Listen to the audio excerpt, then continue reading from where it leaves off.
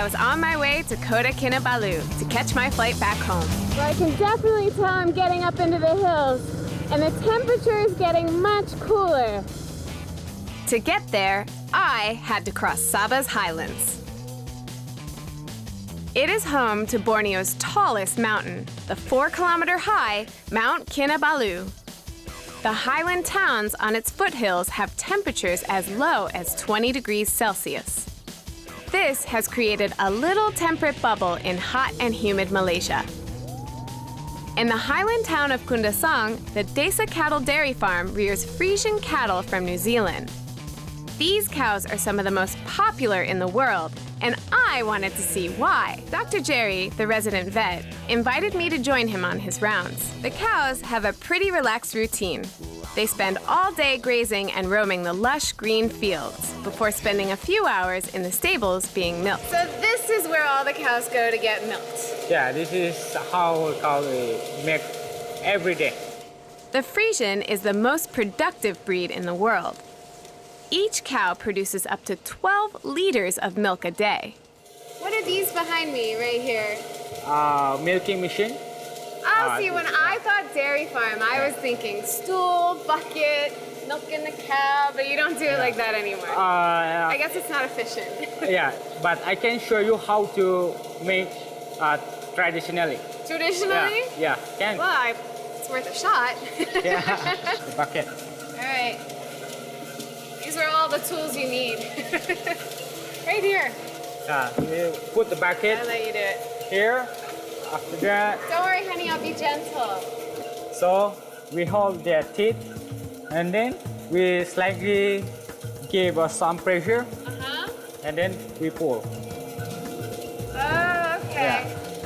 Well, you make it look easy. Yeah. So you can try it by yourself. Okay. Okay, but be careful. I'm gonna be gentle, I promise. Okay. We squeeze here, Yes. and then we pull. Oh my God, I did it! Okay, you take it out first. Wait, let's look at how much milk I got. It's probably about a spoonful, but not bad for a beginner. The farm's breeding program is essential to maintaining the herd. So a large part of Jerry's duties concerns reproduction. Okay, so what is this area used for? I mean, you obviously have these cows separated for a reason. This is for holding area. If we want to do the artificial inseminations, Okay, so this is for all the pregnant mamas. yeah, this is a pregnant woman. So now we're gonna do the pregnancy test. Oh, awesome. I'd love to see how this is done. Okay. We need to take our glove first. Oh, This is our glove. Yeah. I don't like how long that glove Yeah. is. You see That's the size weird. of this thing? Yeah. Is that how deep you have to go? I don't know if I'm ready for this. What's After that, next? we need to take a lubricant first. Okay. No. So, open. We just take some not tall enough, so we need to Okay, take a you step. gotta get the right Yeah. angle. right angle. After that, okay, so we push.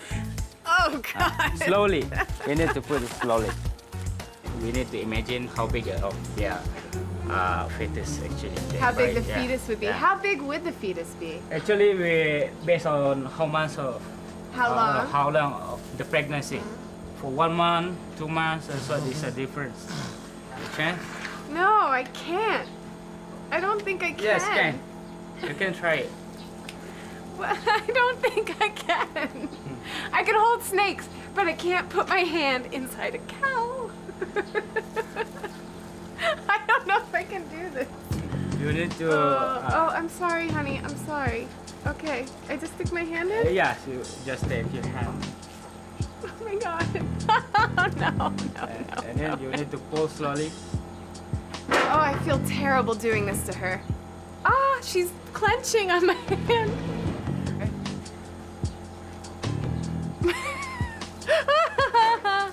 Okay, I don't want to do it anymore. That's probably the grossest thing I've ever done. When I woke up this morning, it's not what I thought I'd be doing.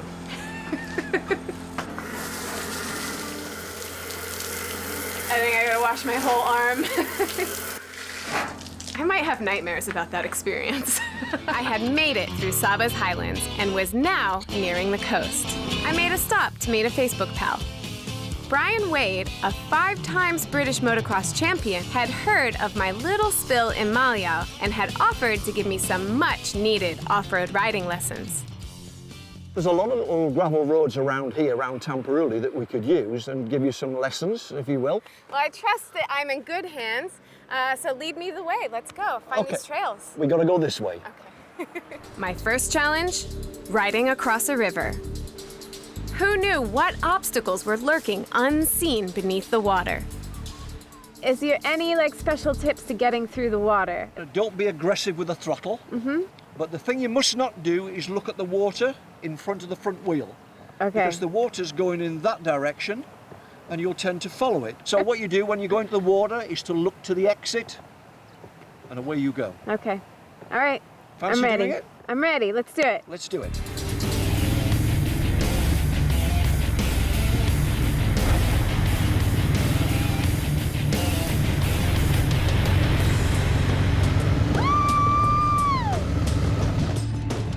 My next challenge was riding up a gravel hill.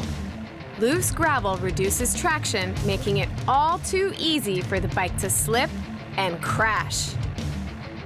I had to fight to keep it stable. I'm totally forgetting to breathe at moments. I'm trying not to grip the handlebars too tightly and trying to keep my balance. So I notice when I go off balance, my throttle hand tends to make the bike go a little too fast. And I want to keep it nice and even. Whoa. How do you feel now? I'm still shaking. I know I'm not on the bike anymore. I'm still shaking. And I'm out of breath because I kept catching myself holding my breath. Yes. It's like, and then it's like, no wait, Jamie, breathe, breathe. Now then, here's the bad news. What? You've got to go back down that hill. Down? But it was really steep. Going uphill was hard. Going downhill was harder.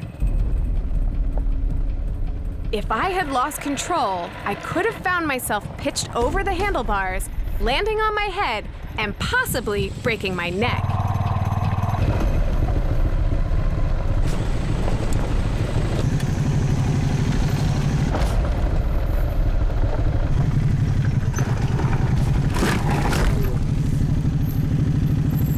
The front brake too much, I don't know, and I felt myself losing control and I just was like, that's it, I'm jumping ship, and I just jumped. Really, you need to leave the front brake alone. Like completely alone? Yeah, leave it alone for the time being. Okay. Because you can pull it on a little bit too hard and it only needs to move 3 or 4 inches on the front end and all of a sudden you're off balance and then you think, and away you go. Yeah, I think that's probably what happened. But I have to say you did roll exceedingly well, which is good, you know. It took the shock out of the fall. I did it kind of like tumble over, and yeah, so I'm good at falling down now. Let's just try and keep it straight up. You get a special star for that. I suppose the big question is now, do you want to go on? Well, I really feel like I need to accomplish and, get through this on my own and do it, and when I'm done, I'll just feel really proud of myself. So yeah, I want to finish it. Let's do it. I have faith.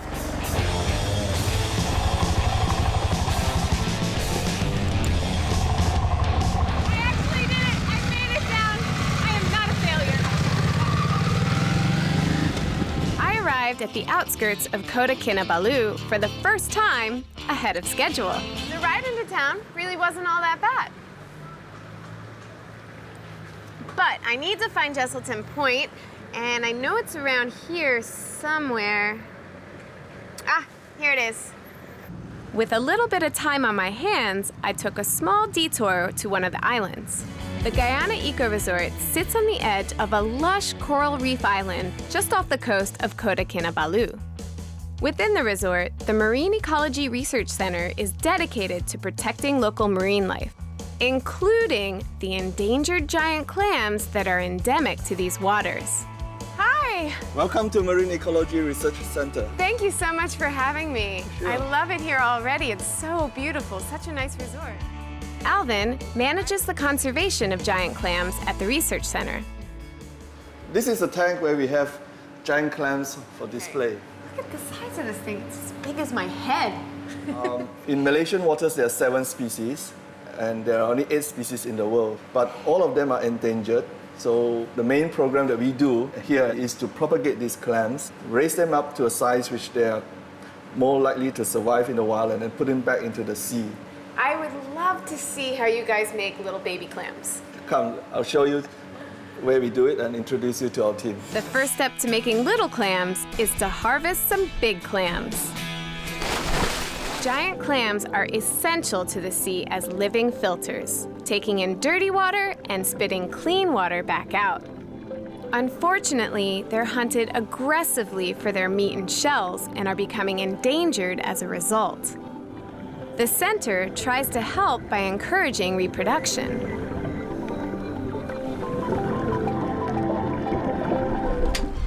We will bring this clam back to the hatchery to inject them with the hormone later. So we're injecting them with hormones? Yes. And so that will impregnate them? Yep. I never pictured myself as a father to clams. Yeah, so Jenny, these are the clams that we brought up from the sea. I keep the clams here in our spawning tank. Oh, okay, so this is where the magic happens. Yep. So how do we know which one is boy and which one is girl? Giant clam is hermaphrodite. Oh. So that means male and female gametes are in one clam. Oh, okay. Yes. So I prepare this syringe. Ew, that does not look pleasant. And hormone called serotonin. Serotonin. Yes. Oh, Yeah. okay, so this gets them excited? Something like that.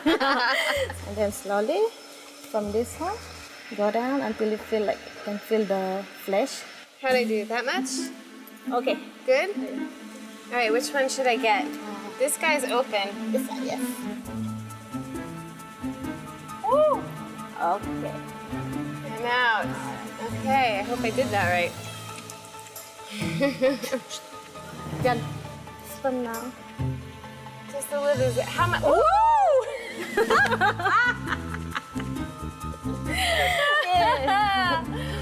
I almost want to close my eyes. So I think we need to collect this one. Ooh, get it, like get it. Want to do it? Yeah.